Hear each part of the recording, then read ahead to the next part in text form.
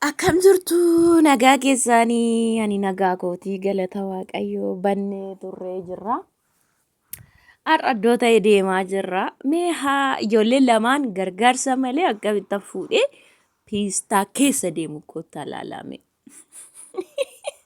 Kun duuba fat jedhanni sun.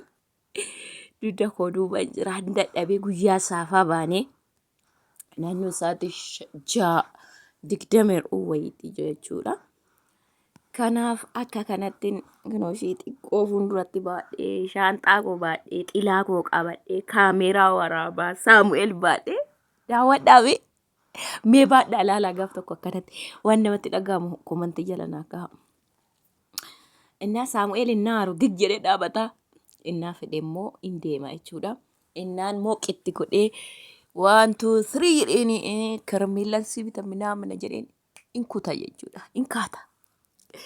Innan hin jabaadhu jedheen innaa fedha isaa bakka qaxxee dhaabata kun maabiraatiin nama dhaabetti. Amma dadhabee jira bana garaachuu dhugaa piistaa daqiiqaa 10 olii deemaa jira. Amma ganaan waafaa deemaa jira jechuudha. Baajaajii yaabbannee kan irraa buune kun kutaa ga'annanan 1 2 3 jedheen ifii gadhugaa gammada. Baajaajii wayitti dhuftee gonniitti goraadhoon beeka laalfarrisaa dhugaa waaqa. Innaa maal isiniin jechuu barbaade tanii har'a seeta. Butti baajaajii motora sodaata. Gonniitti gora. Kun akka kanatti mooqitti godheen tokko lama nan jedheef hin kaata. Akka kanatti deemna jechuudha. Gamanaa bahu yoo barbaanne isaa reefu bahu kooti. Dhugaa manaan bahuwanii.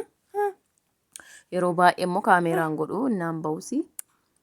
Lafa baajaajii yoo ta'e malee lafa akkasii kana immoo mucaa sana dabaladhee hin bahu dhugaa dubbachuufi. Namatti hin tolu. Maanni isinis daandii haduu keessa ooltuu daa'ima simmiitu amma samu'el. Daa'ima caqlaa jechuudha. Kan akkasaa innaa manaa baanu amma maaddisitti hiriyaan ishii tokko hiriyaan humti isaanii dubara haati lapheetti baatteetuma bukeetti baatteetuma amma maaddisitti hin deemte jechuudha. Inni miillan deemee dhaqee jechuudha. Yaa'u sa'aatii malee deemicha dheeraa soo deemee hin dadhaba.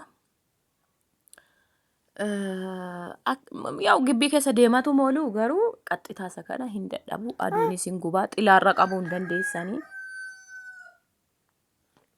Isiniin jedhaa manaa baanee gaafa shirri jechuu barbaannu gaafa yaada namaaf waan sheer godhachuu barbaannu akka akkanatti baanaa gargaarsa malee dhumaa jechuudha. Waaqayyoon haa eebbifamu harkaa fi miila guutuu nuu kenne akka kana nu eenyu jechuu isaatti isiniin jedhaa boloota koo. Meesin takka akkasitti baatanii beektuu maaltu sitti dhagahama? Otoo isin ta'e maal gootu? Namoonni tokko achiin ilaalu gaa yaa walisoo wanti kun hin bitamu sobu yaa waan addaa miti garuu magaalaa gurguddaa keessa malee naannoo kana hin jiru. Zuuri isin faana naanna'u kan daa'imaan baattan kana yeroo sana inni kaan isa kana laa waanum kana laatu qabu deemaa qabaan daa'imaan baatan wamma dhufe. Samu'el takka garaarratti baadheen beeku maaliif amma ji'a 5 tanuu manaan baane ji'a 6ffaa baadhee waan ta'eef fuulduratti akkaatti garaarratti immoo baachuu mucaa garaarratti dabalee baachuun sirrii waan hin taaneefan dhiise. Yeroo baay'ee iddoo ta'e innaadhaan dhufa isaatu ittiin baataa ture jechuudha. Isaatu ittiin baata. Gizee baay'ee jechuudha biyya keenya innaa deemnu gara maatii kootii fa'ii minaaman innaa deemnu ture isaatu ittiin baataa deemeessu. Amma garuu ishee kana kunaanumatu ittiin baataa siin jedhee har'a akkuma tasaan kaameeraa isinii waraabee kan baay'ee ittiin ba'e garuu innaa maal isiniin jechuu barbaade mar'imaan buusame ijoollee hudhame dhudhaamin jedhu gaara. Suba bira too darban haasawee wayini miskiinan jedhamu waan nama keenya yaa waaqayyoon jedha. Innaa wanti kun baay'ee isin fayyada. Otoo nama mucaa dugdatti baadhee harka koo tokkittiin fayyadama. Maalin innis shaarbii hudduu dugda duuba yoo harka kee bottan malee hin danda'amu. Garuu anamma laal shaanxaanan baadha bukkee koo argitaa jirtu. Kaameeraa qabachaan jira. Kaameeraalleen yaadumaa ishii kana waraabuuf ka'ee xilaa qabachaan jira. Bakka kaameeraa kanaanii saamiin harka qabee deeman. Argitanii otoo dugda ta'e garuu wayis qabachuu hin danda'amu daa'ima sarkistanii deemuun hin danda'amu jechuudha. Kanaafi baay'ee bayeessa wantichi kun yaa gargari gaa wanti hundisa shaanxichisaa akka abbaan filatee bitatetti baay'ee gargari mijataan baay'ee mijataanu jira kun surumaa gadheedha hin beeku faayisaan zimjee bite malee olirraa kaatalanni mataa mucaarra ol baa keessaa hudduunsaa jala tokko tokko quccee kan hudduu isaatiin siraatan irra taa'u mucaa miillisaa baay'ee gadirarra amma kun waan jabaataa hin qabu bartanii wanti kun inni hin beeku gaa seeraan adda baafate ulettanyaa shibbite jechuudha. Maaliif qaxxee kan hudduu isaatiin irra taa'ee mucaatti tamacha'ee jiru jira. Amma inni kun anatti laxxafamee jira karaa dakaatiin. Hudduunsa garaa irratti ana laxxafamee jira. Miilli mucaa waxxaramee jira. Gadi akka malee rarra'ee jira. Maaliif waan ispoonjii furdaa isa inni itti hirkatooki isa qabu hin jiru. Akkuma carqiitti karaan hudduun jalaa jechuudha. Karaa mataatitti baay'isan. Kan kata gafin beeku inni miskiina koo wayne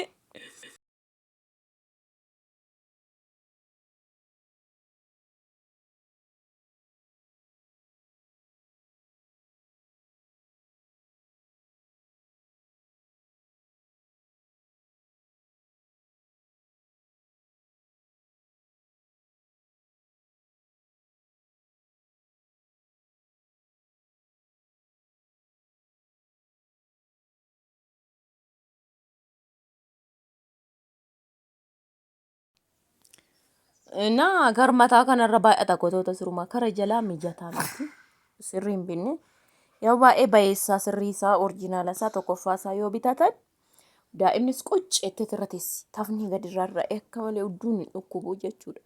Amma isa kana toon daandii dheeraa deeme lamiilla isaa laala. Tokko tokko quccee akka irra taa'anitti hin jira.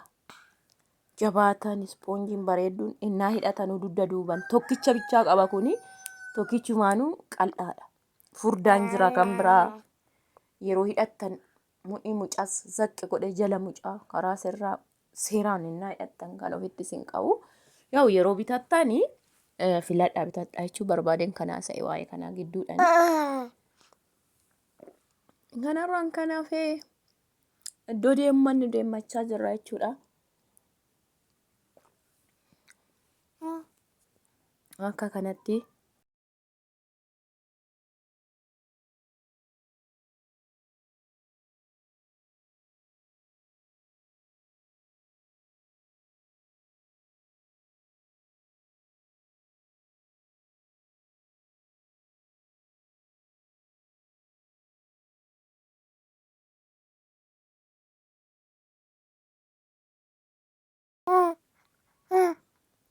inni inuma kaachuu akkumatti fufeeftetti jira. Maashaallaadha waggaa lama reefu ijashii seenaa jechuudha. Yaa walittan diggisaaf jedhanii ishiin kun immoo ji'a 10 seenti waan ta'eef ji'a lama keessatti laman diggisu si'uma tokkoon diggisaa fi maashaallaadha isa kanasii jechuudha. Maashaallaadha.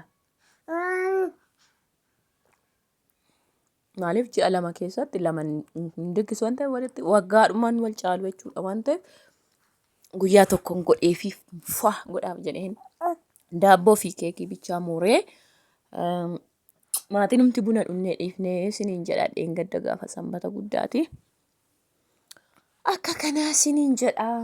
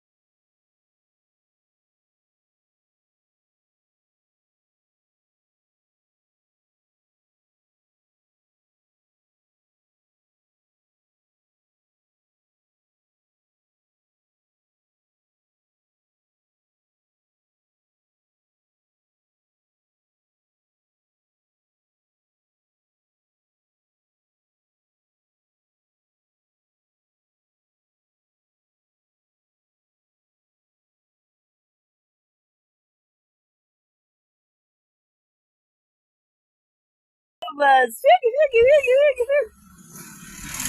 Figi, figi, figi, figi. 1, 2, 3. Yes. One data. Bubbly. Wow. Wow. Kanaaf viidiyoo kana immoo like share gochuun dagatinaa yaadaaf gaafii qabdanii. Kana fakkaataa oolman daa'ima faana piistaa keessa yeroo deemnu reefu baajaaji irraa buune garume daqiiqaa saamii faana daqiiqaa 10 fixe gaa deemuutti sila kanumame daqiiqaa 2 tarkaanfatanii. Inni akka kana fakkaatan isiniin jedha. Nagaatti tolaa yaadaaf gaafii qabdan barreessaa like share gochuun dagatinaa. Subscribe godhaa haaraa warri taatanii isiniin jedha. Bye bye.